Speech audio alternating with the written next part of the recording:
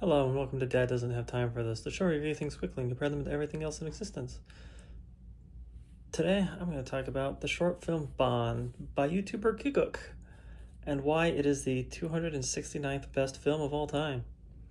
Yeah, I said that. Gigguk, the guy who makes Trash Taste, made one of the best short films I've seen in quite a while. And it's an impressive feat what he's managed to do here. So, backstory, since most of you probably have no idea what I'm talking about.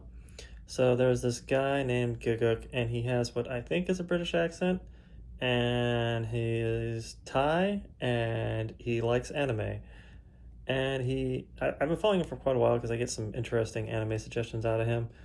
And because of him, I was really into anime before I found him, but I've got a lot of good recommendations from him, so I respect the guy. And he's the kind of guy who is so into it. He's like, you know what? I'm just gonna move to Japan, and he did. And he's like, you know what? I'm just gonna make an anime, and he did, and it's really good. So, Baan is the story of a girl and a guy who travel to different worlds. One's a fantasy world, and the other's Japan, because of course it's Japan. And how they live their lives in these other worlds, and how they intertwine. And at the beginning, you think that they're doing it simultaneously.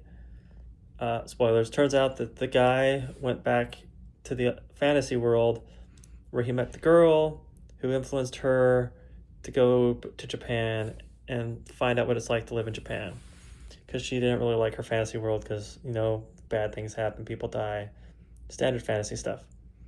And through going to these fantasy worlds, these people were able to realize what they really wanted from life. And it's just a really touching little short film about how people want to get out of the ruts they're in, so they go out on their own and struggle and toil and manage to make new lives for themselves. And Baan means home in Thai. By Baan is like to go home, and that's the whole theme of the movie. Is the girl, the guy goes to the fantasy world and establishes himself there, and he loves it, and that's his home.